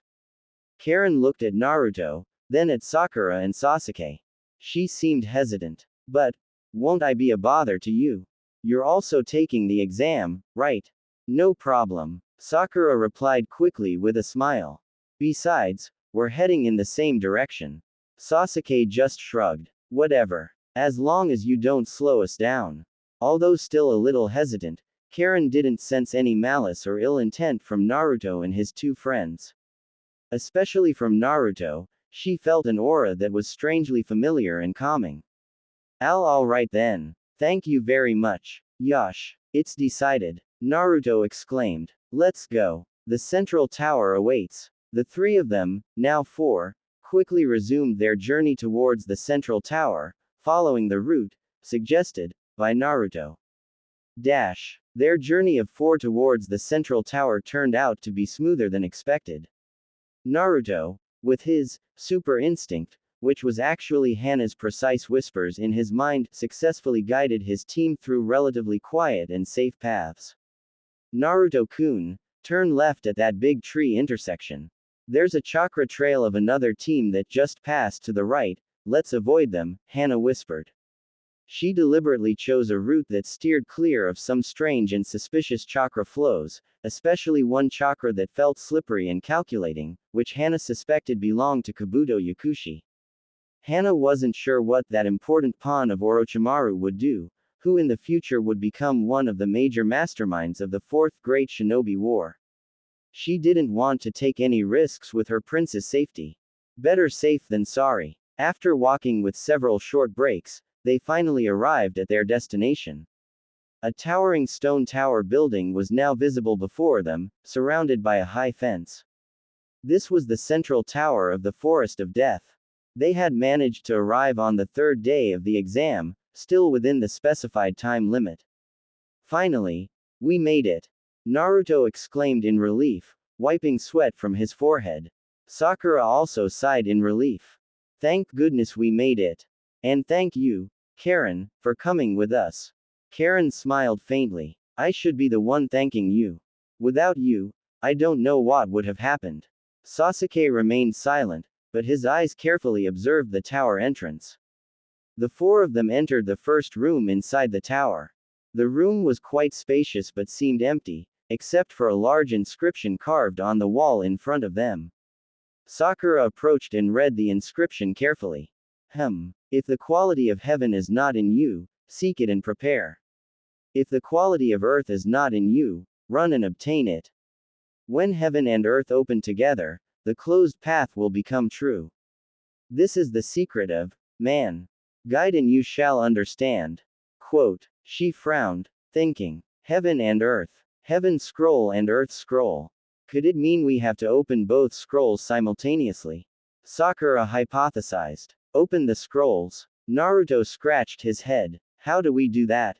Is it okay to just open them like that? Maybe we should place them there. Karin suggested. Without waiting any longer, Naruto, who was already impatient, immediately took out the earth scroll he was carrying, which Sakura had previously kept, while Sasuke took out the heaven scroll they had obtained from Team Oto. Alright, let's try it. Naruto said. The two of them looked at each other, then together threw both scrolls onto the floor. Poof! Thick smoke billowed, filling part of the room. When the smoke began to clear, a man they knew very well now stood before them with a warm smile. Iruka-sensei. Naruto and Sakura shrieked almost simultaneously, their faces showing surprise and joy. Iruka Yumino smiled broadly. Yo, Naruto, Sakura, Sasuke. Congratulations on reaching this tower. Sensei. Why are you here? Sakura asked curiously, still a little in disbelief. Is this part of the exam too? Hearing Sakura's question, Iruka explained patiently, actually, at the end of this second exam, the rules require us, the Chunin proctors, to come and greet the candidates who have successfully passed. And it's truly a delightful coincidence that this time, I was chosen as the bearer of very important news for you. At this point, the smile on his face became brighter and more meaningful. Only then did Iruka notice there was a fourth person among them, a red-haired girl with glasses who looked a little shy. Oh, I'm sorry, it seems there's an additional member in your team. He asked politely, looking at Karin. Ah, this is Karin, sensei. Naruto quickly explained. We accidentally met her in the forest. She lost her glasses and was almost attacked by a big bear. Her team also got separated somewhere. Naruto recounted the version of events known to Sasuke and Sakura, of course, without mentioning Hana's role or the fact that the meeting was arranged. Karin looked down shyly as she became the center of attention. After hearing Naruto's explanation, and how Team 7 planned to escort Karin to the third Hokage to ask for help, Iruka nodded in understanding. I see. You did the right thing by helping her, Naruto, Sasuke, Sakura. That shows the true spirit of Konoha. He then smiled at Karin. Don't worry, young lady. After this, I'll escort you to report to Hokage-sama. You three, Iruka turned back to Team 7, must rest. You've worked hard. There will be a preliminary round before the third exam begins. Preliminary round. Sakura, who was always diligent in asking questions and curious, was immediately intrigued. What kind of round is that, Iruka-sensei? Isn't the third exam directly after this? Iruka chuckled softly. Because the number of teams that pass this second exam is usually still quite large, a preliminary round is needed to further filter the participants who will advance to the final round or the third exam. This preliminary round usually consists of one-on-one battles between the successful candidates. The details will be announced later. Iruka's explanation made Team 7 a little tense but also excited. One-on-one battles. Alright then, Iruka said, patting Naruto's shoulder. Rest well in the provided rooms. There will be further announcements tomorrow. Karin, come with me. Karin nodded. Once again, thank you very much, Naruto, Sakura-san, Sasuke-san, she said sincerely to Team 7 before following Iruka out of the room. After Iruka and Karin left, Naruto, Sasuke, and Sakura looked at each other. Immense relief was visible on their faces. They had successfully passed this brutal second exam. Ha, finally, we can rest, Naruto said, stretching his body. Sakura nodded in agreement. I really need a bath and sleep. Sasuke, though not saying much, also looked slightly more relaxed. The competition arena inside the tower was now filled with tense yet anticipatory faces. The genin candidates who had successfully survived the harshness of the Forest of Death whether with great difficulty or relatively easily, were now gathered, awaiting their next fate. On the upper balcony, the Jonin instructors observed from a distance. Hehe, you have all shown remarkable abilities. The third Hokage, Hiruzen Sarutobi, stood in the middle of the arena, his favorite pipe tucked between his fingers. His wise eyes looked at the remaining genin. Only a few had managed to pass, and the fact that Konoha contributed more than half of them made him, as Hokage, feel very proud. Shortly, we will begin the preliminary rounds for the third exam, the third Hokage's voice echoed. Only those who successfully pass these preliminary rounds and then win the final battles will be eligible to participate in the true third stage of the Chunin exams, which will be held 1 month from now. However, before that, allow me to say a few words first. The smile on the Sandame's lips widened. His mood was very good today, so he felt the need to give some additional advice to these young successors of the village. Naruto, standing among the crowd of other genin, felt his lips twitch restlessly for no apparent reason. He started to get a bad feeling. A few words, he thought. Don't tell me this is going to be a very, very long speech. Hana Nichan, Naruto whispered in his mind, his eyes starting to feel heavy as the third Hokage began his speech. Hana chuckled softly within the seal. Fu, it seems so, Naruto-kun. Old people do tend to enjoy reminiscing and giving lots of advice. Just consider it patience training for you. In the arena, the third Hokage's old voice resonated, like a monotonous lullaby for some of the genin. The true purpose of what is called the Chunin exams, Hiruzen began, is to demonstrate the strength and stability of our village to the daimyo and clients from various countries. Naruto tried hard to look attentive, but his mind had already begun to wander. Patience training, huh, but this is so boring, Dadbeo. Naruto complained. Look at that Gaara, his face looks like it's about to explode. He glanced at the red-haired Suna genin, who stood stiffly with an increasingly dense cold aura. He does look impatient, Hana commented. The chakra within him also feels unstable. Among the 5 great ninja villages, our Konoha is the most prominent in terms of military and economic strength, the third Hokage continued, starting to delve into the history of the village's founding. Our first Hokage of Konoha, Hashirama Senju, went to great lengths to pacify the difficult times of inter-clan warfare. Oh, now we're onto history lessons, Naruto said, his eyes starting to half close. I prefer physical training to this. Come on, Naruto-kun, a little historical knowledge won't hurt, Hana teased. Maybe you can learn something about the previous Hokages. Who knows, there might be a secret jutsu you can imitate. A secret jutsu from a speech. Naruto snorted. More likely I'll fall asleep and have nightmares about being chased by history books. Hana laughed again. You're something else. Try paying attention to the others. Look at that Uchiha, he looks calm as usual. Sakura-chan is also trying hard to take notes, such a diligent girl. Naruto glanced at Sasuke who stood with folded arms, his face flat and expressionless. Then at Sakura who indeed looked serious listening, occasionally nodding. Sasuke is always like that, acting cool. Sakura-chan, she really is smart, Naruto thought.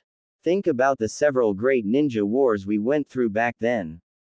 The third Hokage now turned to the topic of war, his voice sounding heavier. The group of genin stood in the competition field, listening to the third Hokage talk about the true purpose of the Chunin exams, Konoha's status, then from the first Hokage to the fourth Hokage, Minato Namikaze, who fell as a hero. The topic then circled back and began to reminisce about the glorious years between the first Great Ninja War and the third Great Ninja War, and listed the names of heroes and great ninjas who became famous in the ninja world after Konoha's founding. Half an hour later, the third Hokage was still engrossed in reminiscing about Konoha's past glory. Hana Nichan, isn't this going to end? Naruto was starting to get really restless. His legs were already feeling sore. I'm hungry again. Patience, my prince, patience, Hana tried to soothe, though she herself was starting to feel a bit weary of the rambling speech. Just think of it as part of a mental test. A Hokage has to be able to stand for hours during ceremonies, right? But I'm not Hokage yet. Naruto whined. And I'm sure my speeches will be much more exciting and shorter, Dadbeo. An hour later, after extensively discussing the past, the third Hokage began to look to the future with great hope. With talented young generations like you, I am confident that Konoha's future will be even brighter. Now, this part is a little interesting, Naruto muttered, slightly intrigued when the Hokage mentioned the younger generation. But it seems it will still be long, Naruto-kun, Hana interjected, sensing the direction of the Hokage's speech, which seemed like it would start a new loop. Look, he's starting to discuss the importance of teamwork again, then back to the spirit of fire. An hour and a half later, the third Hokage still showed no signs of stopping. His voice remained loud, his spirit still burning. However, the patience of the genin in the arena had reached its limit. A small commotion began to be heard. Some genin started whispering, others shifted their footing impatiently. Among them, Gaara, who indeed had the most impatient and easily angered temperament, was now truly showing his displeasure.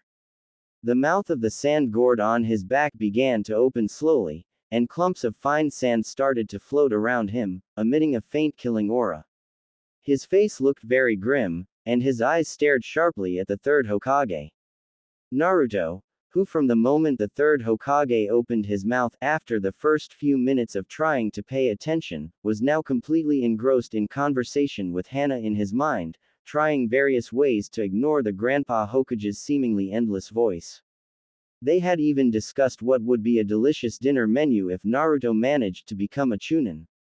Apparently, it wasn't just the genin who were starting to lose patience. Someone from among the crowd of adults, the Jonin and Chunin proctors, standing around the competition venue, finally mustered the courage. Lord Sandame, cough, cough, cough. A pale-faced man with dark circles under his eyes, Gecko Hayate, leapt out from the crowd. He took a few steps forward, covering his mouth, interrupting the Sandame's speech with a series of severe-sounding coughs. Oh, Hayate. What's wrong with you? Are you sick? The third Hokage asked, pausing his speech for a moment, looking at Hayate with slight dissatisfaction in his eyes. This boy, truly unwise. Can't he see I'm enthusiastically delivering an important message? The Sandame thought to himself. So disruptive. Coughing like that, why not just be quiet and rest? Lord Sandame, Hayate bowed respectfully, though his face grew paler. As the proctor appointed to lead the preliminary round of this third stage of the Chunin exams, please allow me to handle the subsequent work. He said in a voice that was somewhat hoarse but firm. Hayate looked at the Sandame very seriously, even a little pleadingly. He really couldn't bear to listen to the Sandame's lecture any longer. It had been almost 2 hours. If allowed to continue, he worried his lungs would completely give out. The Sandame frowned. Very well, Hayate. But your health doesn't look good. You should rest first before working. I also still have some important things I want to convey to them. The third Hokage asserted, still reluctant to end his speech, which he considered very inspiring. This boy really can't read the situation. I'm in high spirits. Hee, cough, cough, Lord Sandame, you don't need to worry about me, Hayate replied, trying to smile though it was difficult.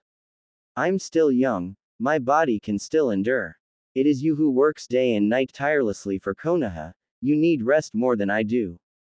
Hayate faced the Sandame's unfriendly gaze, took a deep breath, then said, clenching his teeth slightly, as if gathering all his courage, don't worry, Lord Sandame, I will ensure this task proceeds perfectly and according to your expectations. Quote. The Sandame looked at Hayate calmly for a few seconds, the aura around him feeling slightly oppressive. The Jonin in the stands held their breath. Finally, after a silence that felt suffocating, the third Hokage sighed softly and uttered the word, all right, from between his teeth, his tone clearly still a little annoyed. As the third Hokage turned and walked with slightly forceful steps towards the exclusive Hokage seat in the stands, Kakashi, Asuma, Kurenai, and several other Jonin who knew Gekko Hayate better, secretly gave him a thumbs up from a distance. That's a true warrior. Daring to interrupt the big boss's speech when he's fired up. They thought with admiration and a bit of amusement. The Sandaime walked towards his seat with displeasure, secretly starting to think of ways to teach Hayate a lesson later. If I remember correctly, this poor boy seems to have a lover, right? And if I'm not mistaken, his lover is an Anbu member. Alright, it's happily decided. I'll send his lover on a very long business trip mission later, so he won't have time for romance and disturbing important people's concentration anymore. The Sandaime thought with a hidden, cunning smile. Ku. Hayate turned, now directly facing the group of genin before him. A heart-wrenching cough once again sounded from his dry throat. Hello, everyone. I am Gekko Hayate. I will be, the host for the preliminary round of the third exam which will begin shortly. Let's, discuss participant statistics first. If any candidate feels, not in good physical or mental condition, they may choose to, withdraw now. Quote. The group of genin candidates stared at Hayate's pale skin, his gaunt face, and the dark circles under his eyes that made him look like he had just pulled an all-nighter for a week or perhaps suffered from chronic kidney deficiency. They all simultaneously thought, the one in the worst condition isn't you, Mr. Proctor. Especially his incessant coughing, it made everyone wonder inwardly whether the proctor named Hayate would cough up blood or suddenly faint in the next second.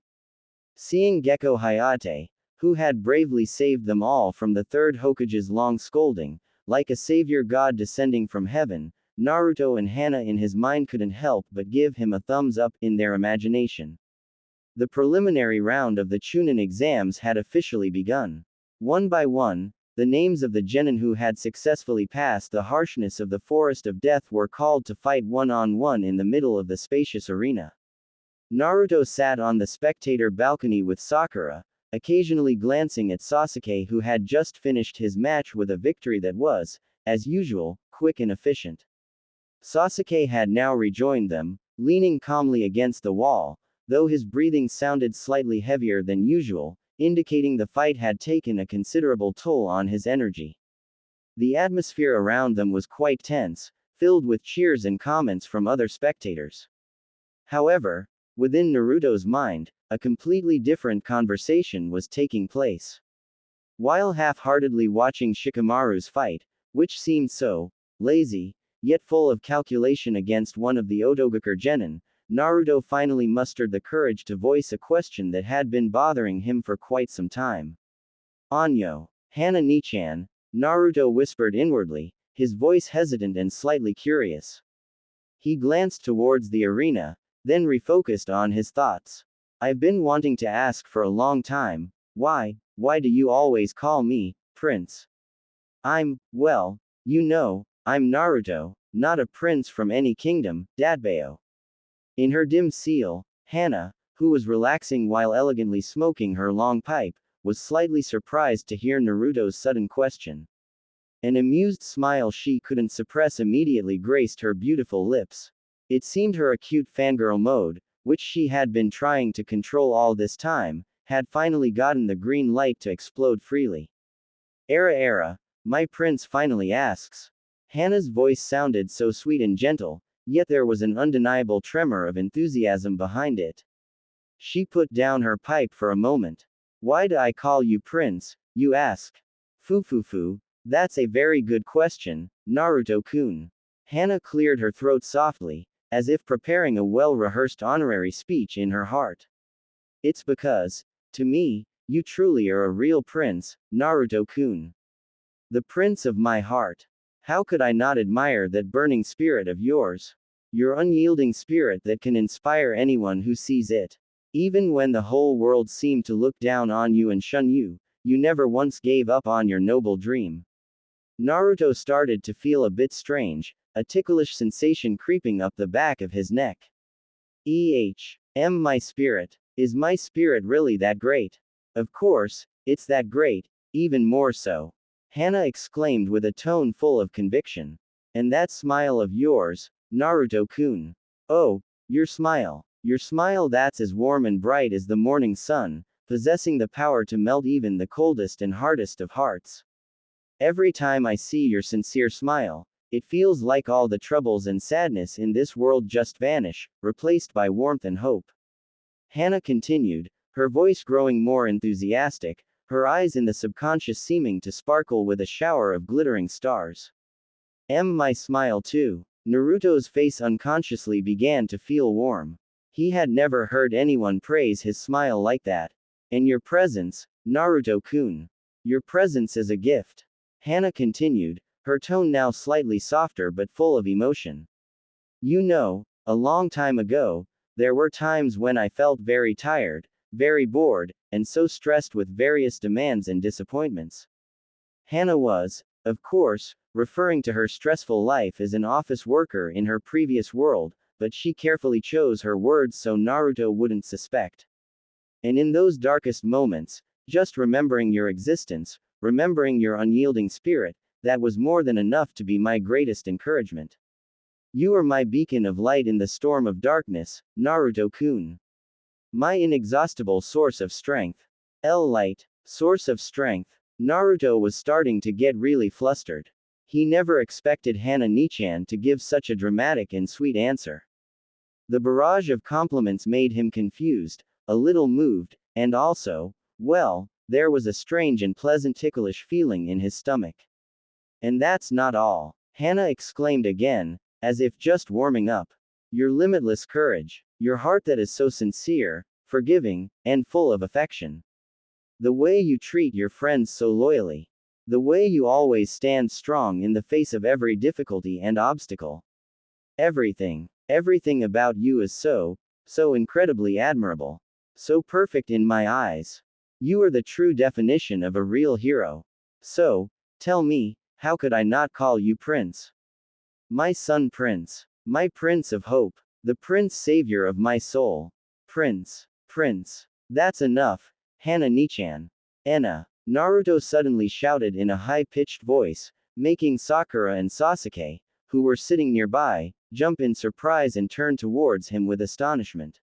I understand. I understand what you mean very well. Please stop now. This is really embarrassing, Dadbao. Naruto continued in a panicked voice that only he could hear in his mind, his face now as red as a ripe apple. He hurriedly covered his entire face with both hands, trying hard to hide the blush he was sure had spread to the tips of his ears and neck. His heart was pounding very fast. Sakura looked at Naruto with a deeply furrowed brow of confusion. Naruto, why are you suddenly shouting like that? And why are you covering your face? Is something wrong? Sasuke, who had just finished catching his breath after his fierce fight earlier, also turned towards Naruto with a raised eyebrow, his gaze scrutinizing. What's wrong with you, Dobi? Did you just see a ghost in broad daylight? Naruto, still with his face tightly covered by his hands, shook his head vigorously. And nothing's wrong. Really. I just suddenly remembered a very embarrassing moment from when I was still in the academy. Yes, that's it. Nothing to worry about, he answered, his voice muffled and slightly stuttering from extreme embarrassment. Sakura and Sasuke glanced at each other for a moment, their expressions hard to read. Ah, so Naruto can feel embarrassed too, huh? Sakura thought to herself, a slight amusement arising. Usually, he's so nonchalant and doesn't care about things like that. Is he starting to mature? Sasuke just snorted softly, turning his face back to the arena. This kid, he really has grown up a bit, it seems. Or maybe he's just acting weirder. The atmosphere fell silent again for a moment among the three of them, only the sound of cheers and the thuds of battle from the arena filling the air. Naruto was still trying hard to calm his heart, which felt like it was about to jump out of his chest, and the heat on his face that wouldn't subside due to Hana Nichan's unexpected storm of praise. Match after match continued in the arena. Finally, it was Sakura's turn, her name called to face Ino Yamanaka. The battle between the two best friends and eternal rivals was quite fierce and emotionally charged. Unfortunately, however, Naruto still couldn't fully focus. His mind was still somewhat distracted by the intense conversation with Hana earlier, and the lingering embarrassment made it difficult for him to concentrate fully on the fierce battle unfolding before him. He only vaguely heard Sakura and Ino launching attacks at each other with various jutsu and taijutsu, interspersed with their typical competitive shouts and taunts.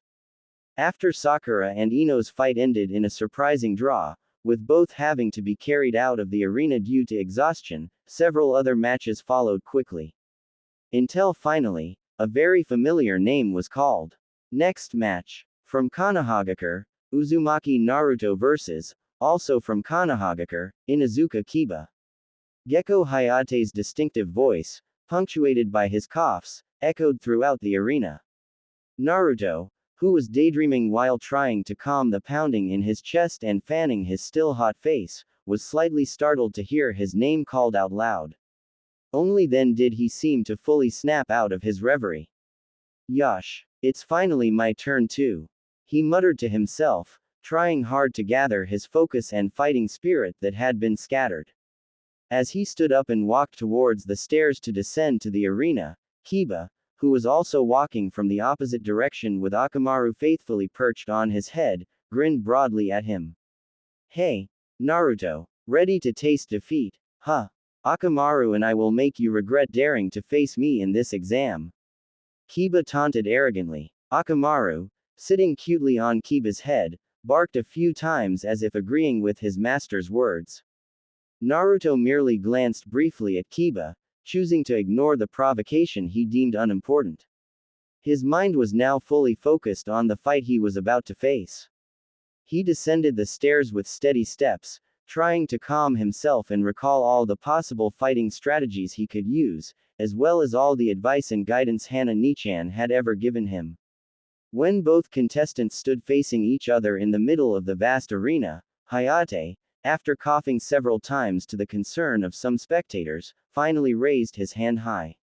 The match between Uzumaki Naruto and Inuzuka Kiba, cough, hereby, begins. Naruto took a deep breath, his blue eyes now staring sharply and with full concentration at Kiba and Akamaru. The embarrassment and palpitations from Hana's earlier praise slowly gave way to adrenaline and fighting spirit. It was time to show the results of his hard training. The battle between Uzumaki Naruto and Inuzuka Kiba began with high intensity. Kiba, with Akamaru already transformed into a replica of himself through Jujin Bunshin, immediately launched the Inuzuka clan's signature fast and brutal taijutsu attacks. The arena was filled with two Kiba figures moving wildly, charging through the waves of Naruto's cage bunshin that kept appearing. Occasionally, some of Naruto's clones would release a small futon repusho, a gust of wind that, although not very strong, was enough to disrupt the balance and rhythm of the Inuzuka duo's attacks. The real Naruto stood slightly behind, observing carefully, not immediately rushing in as he usually did. Remember, Naruto-kun, Hana's voice sounded in his mind moments before the match began. The Inuzuka clan's taijutsu is very fast and relies on smell and combined attacks. Don't attack them head-on and recklessly. Use your cage bunshin to drain their stamina and look for an opening. Naruto nodded inwardly. He remembered Hana's warning well. Usually, he would charge forward and engage in taijutsu, but this time he tried a different approach, more patient and calculated. Kakashi Hatake, standing on the balcony, just smiled faintly behind his mask. He felt a warm pride spread through his chest seeing his student's development. You've learned a lot, Naruto, he thought. After a while of exchanging blows and draining Kiba and Akamaru's stamina with waves of cage bunshin, Naruto saw an opening. Now, Naruto-kun, use the combination we practiced. Hana exclaimed enthusiastically. Alright, take this. The real Naruto shouted. He signaled to some of his clones. One cage bunshin leapt forward, its hands quickly forming seals. Futon. Repusho. A concentrated ball of wind formed between its palms, spinning rapidly. Before Kiba could react, another Naruto Kage Bunshin leapt high, then with perfect timing, it planted both feet squarely on the ball of wind held by the first clone. La Aunch! Shouted the leaping clone. With a powerful thrust from the released Repusho, that Naruto clone shot forward like a human missile, its body spinning, aiming directly at one of the Kibas, who was off guard. Crack! The unexpected attack hit its target, sending Kiba, the transformed Akamaru, flying quite a distance and reverting to his dog form, looking a bit dazed. Akamaru. The real Kiba shrieked, surprised by Naruto's new tactic. He became even angrier and more frustrated. Damn you, Naruto. Don't underestimate me. Kiba, now fighting alone, became increasingly overwhelmed by Naruto's clones who kept pressing. His eyes wildly searched for the real Naruto. He saw one Naruto figure standing rather far off, looking calm and focused, as if controlling all the clones from there. There's the real body, Kiba growled. Without thinking, he focused all his chakra. Gatsuga. Kiba's body spun at high speed like a drill, shooting forward to attack the Naruto, standing still, intending to end the fight with one ultimate attack. However, as his Gatsuga hit the target, that Naruto exploded into a puff of smoke. What? Kiba's eyes widened in disbelief. That one was also a Kage Bunshin. He had been tricked. The real Naruto was actually hiding among the other clones, waiting for this opportunity. Hiruzen Sarutobi smiled even wider. That boy, he has truly grown. He's not just strong, but also clever. He looked up at the arena ceiling, as if speaking to two unseen figures. Minato. Kushina, look at your son. He has grown into a great ninja, inheriting your unyielding spirit, Kushina, and a cunning that's beginning to be honed, perhaps a little from you, Minato. You must be proud. Kakashi felt his eyes warm slightly. He remembered the first time he met Naruto, the mischievous brat who always shouted about wanting to be acknowledged. Now, that boy had shown extraordinary development. You've surpassed my expectations, Naruto, Kakashi thought, a sincere smile etched behind his mask. On the balcony, Sasuke Uchiha, who had been leaning indifferently, now sat up a little straighter. His black eyes stared intently at Naruto in the arena. Seeing how Naruto fought more strategically and successfully deceived Kiba, a fighting spirit burned within his heart. Not bad, Dobi. You're getting interesting. I'll be waiting for you in the final round. I'll prove who's stronger between us. With Kiba confused and exhausted after his Gatsuga attack completely failed and hit a Kage Bunshin, the real Naruto saw a golden opportunity. Now it's my turn, Kiba. Naruto exclaimed, emerging from his crowd of clones. Uzumaki. Several Kage Bunshin quickly kicked Kiba into the air. Naruto Renden. Naruto Uzumaki Barrage. The real Naruto leapt high, followed by a series of hard punches and kicks from himself and his clones that rained down on Kiba's body in midair, ending with a powerful heel kick to the stomach, sending Kiba crashing hard onto the arena floor. Thud. Kiba coughed, trying to get up but his body could no longer comply. Akamaru, back to normal, howled sadly beside his master. Gekko Hayate immediately jumped into the arena, checking Kiba's condition. After a moment, he stood up and raised his hand. The winner. Cough. Uzumaki Naruto. Naruto smiled broadly. With a single blink, all his Kage Bunshin disappeared in puffs of smoke, revealing the real Naruto standing proudly in the middle of the arena, one hand raised high. He then walked back to the spectator balcony, greeted by his teammates. Congratulations, Naruto. You were amazing just now. Sakura exclaimed sincerely, her face beaming. Sasuke merely gave a small nod, but there was a different glint in his eyes. Don't get a big head yet, Dobi. The real fight is still waiting. I'll beat you in the finals. Naruto grinned. Of course, Tem. I accept your challenge. I won't lose. Kakashi approached and gently patted the top of Naruto's head. Good job, Naruto. I'm proud to see you grow into a great ninja. You used strategy well today. Praise from Kakashi-sensei warmed Naruto's heart. Meanwhile, on the spectator balcony, Naruto and his friends were chatting, while down in the arena, two genin with vastly different auras faced each other.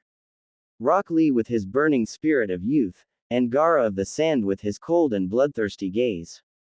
Their fight started even before Hayate could finish saying the word, start, perfectly. As a ninja whose entire ability relied on sand, to attack, defend, and even move, Gaara was clearly not very skilled in close-range physical combat or pure taijutsu.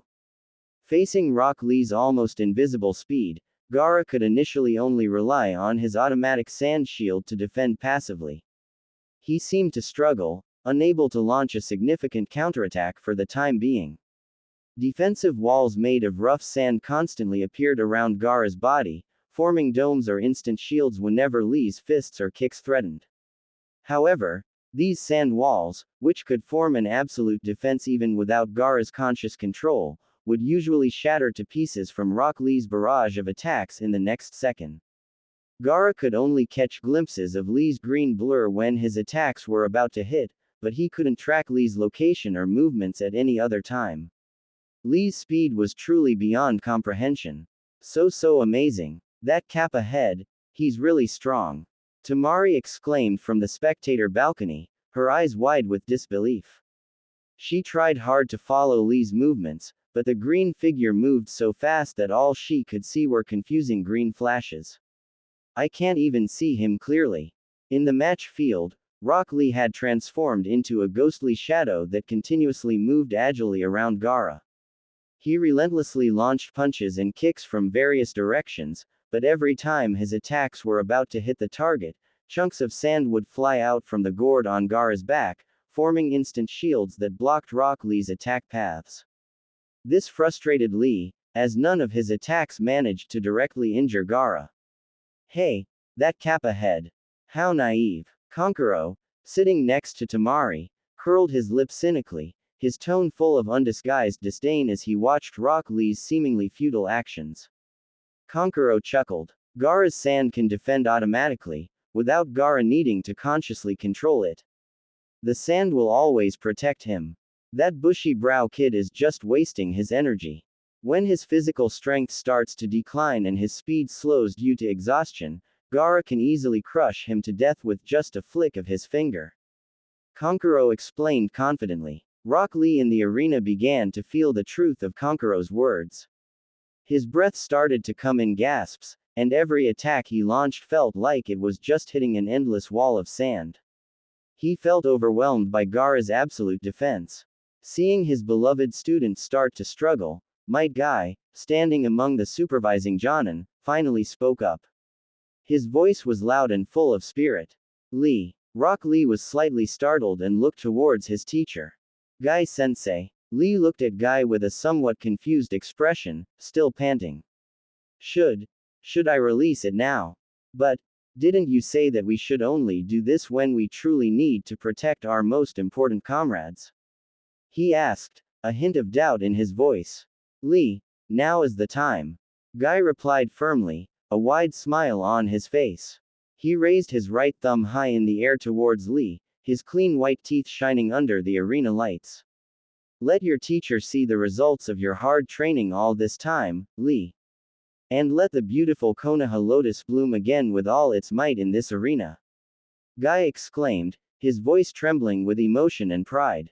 Hearing his teacher's encouraging words, the doubt in Lee's eyes instantly vanished, replaced by a greater flame of spirit. Yes, Guy-sensei, Lee replied in a loud and joyful voice. He then nimbly jumped onto one of the giant palm statues that decorated the arena, sat down, and started fiddling with something on both of his ankles. What are they talking about? Tamari frowned, not understanding what was meant by crushing him, or lotus. And what is that kid doing up there? After fiddling for a while, Rock Lee finally stood up straight, holding two objects that looked like ordinary leggings in each of his hands. However, there was something strange about the leggings, they looked heavy. Those are training weights. Kakashi muttered from the Jonin stands, his eyes slightly narrowed. He really still had weights that heavy strapped to both his legs while he was fighting Gaara at that speed earlier. Asuma exclaimed in disbelief. Tamari was also slightly surprised at first, but then she shook her head with a dismissive attitude.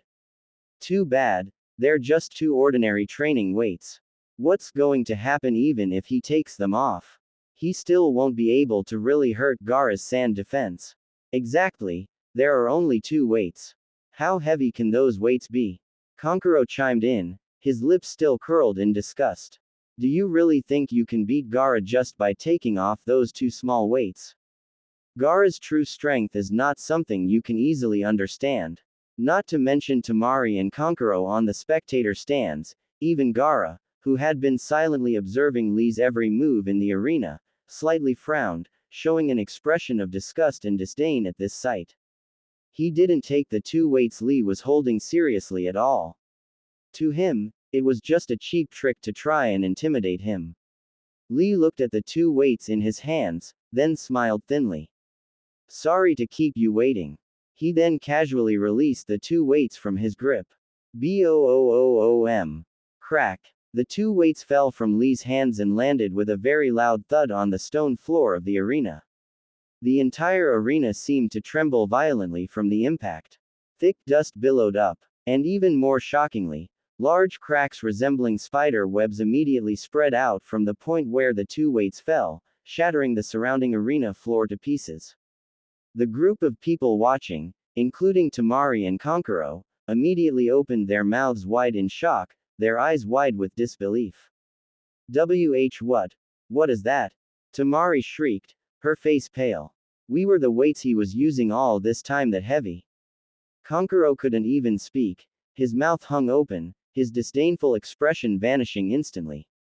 Naruto, who was watching from above, also gaped in disbelief. Hana-nichan. Those weights, they're insanely heavy. How could he move that fast with weights that heavy on his legs? Hana in his mind just smiled amusedly at Naruto's reaction and everyone's shock. Fufufu, that's the result of training hard beyond limits, my prince. The burning spirit of youth can indeed produce miracles. However, Hana's smile faded slightly, there was a bitter tone in her voice as she continued, but sadly, Naruto-kun, the world of shinobi is sometimes never fair. Unfair? What do you mean, Hana-nichan? Naruto asked, confused. Hana just sighed softly. Look at Guy. He is a master of taijutsu, someone who has reached the highest peak in the art of physical combat. Even with such power, when he opened the eighth gate, the gate of death, and overwhelmed the legendary Madara Uchiha, in the end, without Minato and Kakashi's help with their teleportation and Kamui abilities, what could Guy have done alone against Madara's Gudo Dama that could negate all attacks? Hana thought. Never mind, Hana said, her voice returning to a cheerful tone. Now, let's focus back on this exciting match, my prince. The match between Rock Lee and Gaara continued, unfolding exactly as Hana knew it would from her memory. Lee, after taking off his weights, now moved with truly terrifying speed, making it difficult for Gaara's sand to follow. He managed to land several solid hits on Gaara's body, for the first time breaking through his absolute defense. However, Gaara was not an easy opponent. With his cold resolve and the power of the Biju inside him, he continued to endure. Lee, driven by his spirit and desire to prove himself, was finally forced to use his forbidden technique, opening the 8 inner gates up to the 5th gate, the front lotus and reverse lotus. The arena shook violently from the clash of their power. Lee moved like a storm, breaking through Gaara's sand defense repeatedly. However, in the end, Lee's body could not withstand the strain of using the 8 gates. Although he managed to seriously injure Gaara, he himself finally collapsed, exhausted and suffering from severe internal injuries. Gaara's sand then cruelly crushed Lee's left arm and leg before Guy could stop it. That extraordinary fight ended in a tragic defeat for Rock Lee.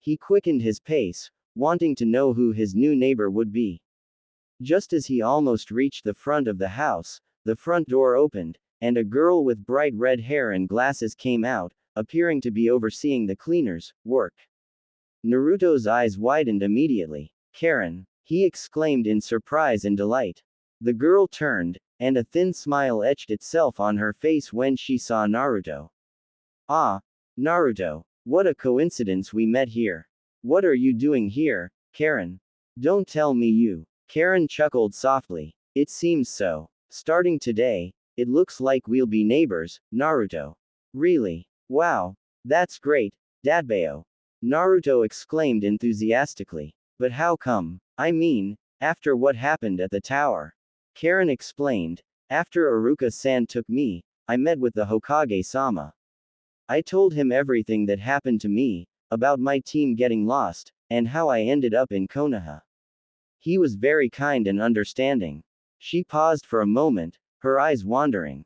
After undergoing several examinations to ensure I wasn't lying or dangerous, the Hokage-sama decided to allow me to stay in Konoha and even registered me as a Konoha genin.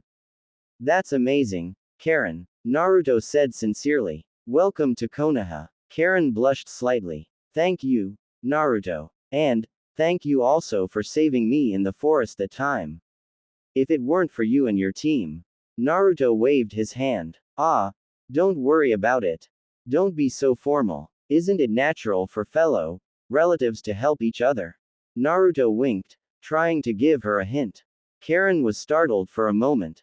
So Naruto already knew that she was also from the Uzumaki clan. She didn't expect Naruto to realize it so quickly, or maybe the third Hokage had told him. However, seeing Naruto's sincere smile, Karin could only smile in relief and nod in agreement. Yeah, you're right, Naruto. Thank you. Hiruzen Sarutobi wasn't too worried about potential diplomatic issues with Kusagakure, Karin's previous village. A small village like that wouldn't dare to mess with Konoha.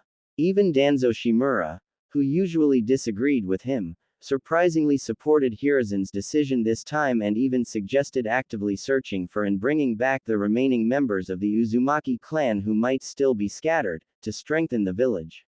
Hey, Karin, Naruto said suddenly. Since you just moved in and probably haven't had time to cook, how about you have dinner at my place? I'll cook something delicious for you. My cooking skills are really good now, you know. I guarantee you won't be disappointed. Naruto patted his chest proudly. Karin seemed hesitant for a moment. Won't it bother you, Naruto? Of course not. Come on. Without waiting for further response, Naruto gently pulled Karin's arm towards his apartment. Inside Naruto's small but quite tidy apartment, thanks to Hana's regular nagging, Naruto skillfully began preparing the ingredients for cooking. Karin sat at the small dining table, watching Naruto move nimbly in the kitchen. Look at my prince, he's already like an ideal husband, Hana whispered in Naruto's mind, her tone full of teasing.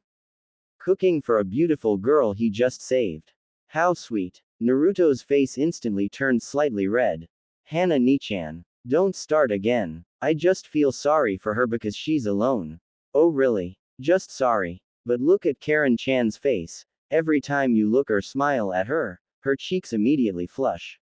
It seems someone's starting to have a crush on you, my prince, Hana teased again, giggling. Naruto tried hard to ignore Hana's teasing, trying to focus on his cooking so it wouldn't burn. He could feel Karin's gaze occasionally directed at him, and it made him a little nervous.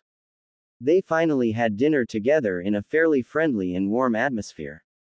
Naruto's cooking turned out to be really good, and Karin praised it many times, making Naruto even prouder. They talked a lot about light things, about Konoha, and about Karin's hopes for starting a new life. As the night grew later, Karin finally said goodbye. Thank you so much for the dinner, Naruto. Your cooking is really delicious, she said a little shyly at the door. And thank you for making me feel welcome here. Naruto gave a warm smile, his characteristic sincere smile. You're welcome, Karin. Welcome to Konoha. I hope you can live comfortably and happily here. If you need any help, don't hesitate to tell me, okay? Karin nodded, her face turning red again. Okay. See you tomorrow, Naruto. See you. After Karin left, Naruto closed the door and let out a sigh of relief.